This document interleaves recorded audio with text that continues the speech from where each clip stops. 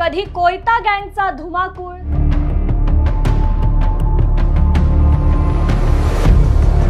तर कधी गोळीबाराचा धडाका।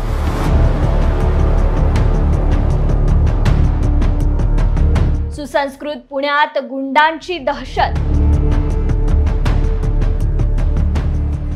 रस्त्यावर खुलेआम झालेल्या हत्येने पुणे पुन्हा एकदा हादरलं।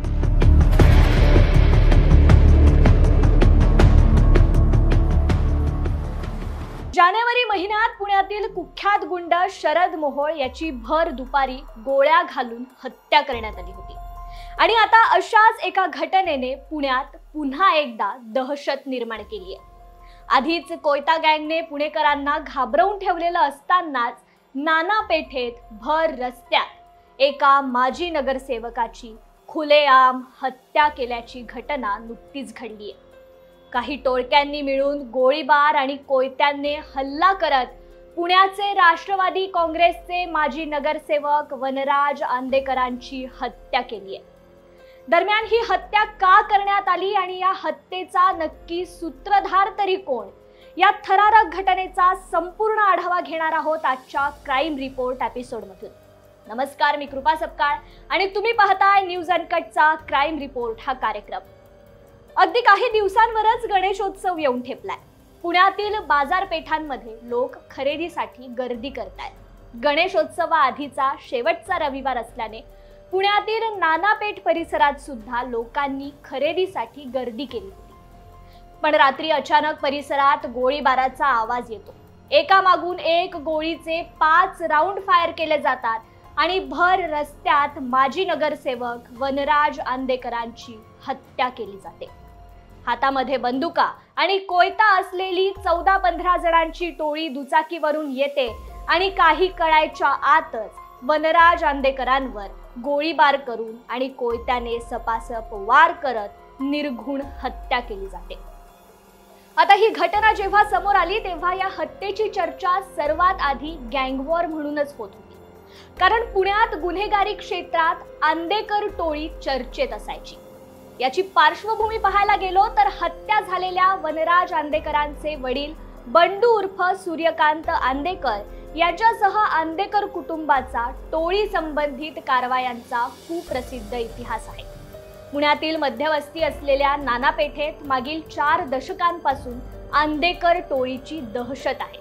मटका, जुगार, देशी दारू विकणे आणि त्यातून पैसे कमवणे हा या टोळीचा मुख्य धंदा होता। पण याच परिसरात आंदेकर टोळीप्रमाणेच माळवदकर यांची देखील एक टोळी होती।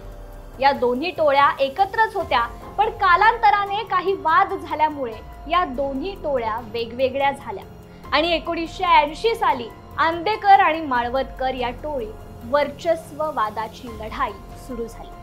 माळवदकर टोळीतील प्रमोद माळवदकर याच्या वडिलांची हत्या आंदेकर टोळीने केली आणि याचाच बदला घेण्यासाठी माळवदकर टोळीने 1984 साली शिवाजीनगर कोर्टाच्या आवारात आंदेकर टोळीचा म्होरक्या बाळू आंदेकरची देखील हत्या केली। तेव्हापासूनच पुण्यातील टोळ्यांमध्ये गँगवॉर सुरू झालं।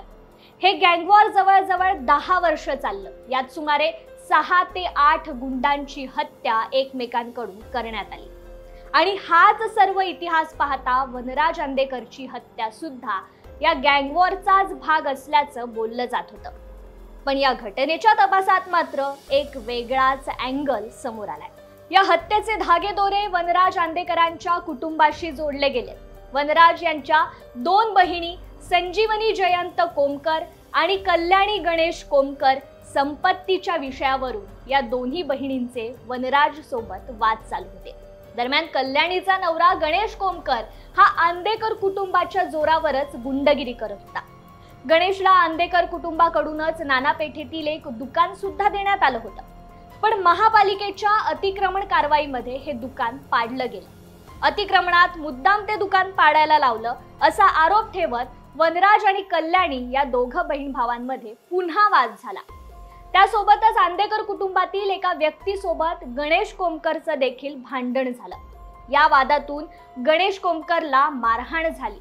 यामुळे आधीच संपत्तीवरून होत असलेल्या बहीण भावातील वादात अजून एक ठिणगी पडली आणि नवऱ्याला मारहाण झाल्याच्या रागात बहीण कल्याणीने वनराज यांना तुला एकदा पोरं बोलवून ठोकतेच अशी जीवे मारण्याची धमकी दिली होती।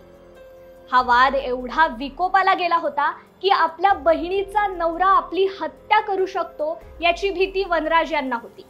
कारण गणेश कोमकरने या आधी सुद्धा एका वादातून शिवसेना शहर प्रमुख रामभाऊ पारेख यांच्यावर ऍसिड हल्ला केला होता।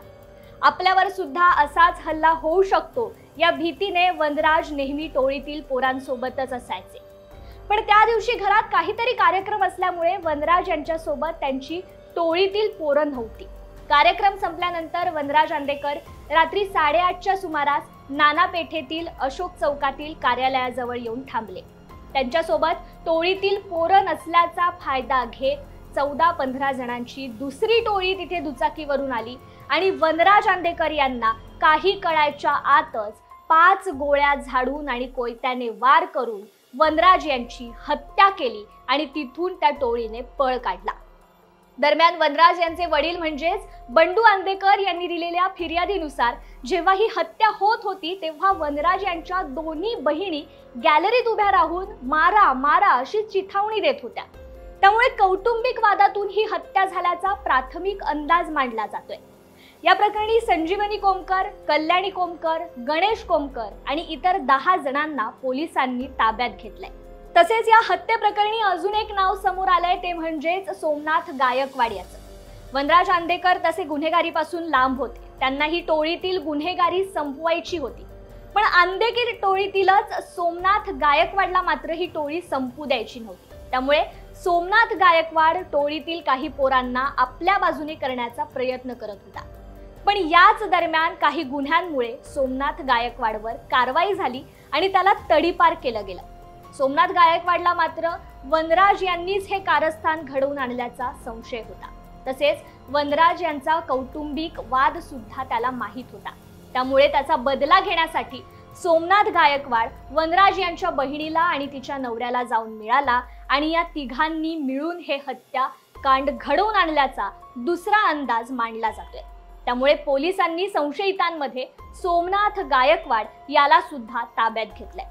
आता या सर्व आरोपींची पोलिसांकडून कसून चौकशी करण्याचं काम देखील सुरू आहे।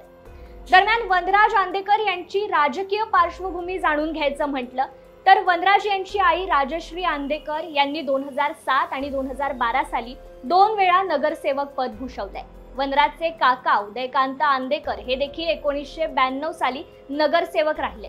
तसेच आंदेकर कुटुंबातीलच वत्सला आंदेकर यांनी पुण्याचं महापौर पद भूषवलंय आणि आता 2017 ते 2022 मध्ये वनराज आंदेकर राष्ट्रवादी काँग्रेस पक्षाकडून लढत देत नगरसेवक म्हणून निवडून आले होते।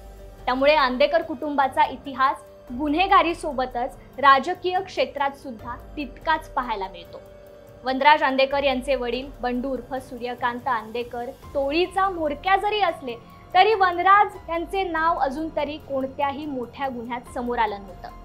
त्यामुळे नक्की ही हत्या कोणत्या वैमनस्यातून केली गेली आहे की कौटुंबिक वादातूनच वनराज यांच्या सख्ख्या बहिणींनी त्यांचा काटा काढलाय हे आता तपासांतीच निष्पन्न होणार आहे। तत्पूर्वी आजच्या विषयासह आपण इथेच थांबूया। तुम्ही पाहत रहा न्यूज अनकटचा क्राईम रिपोर्ट हा कार्यक्रम।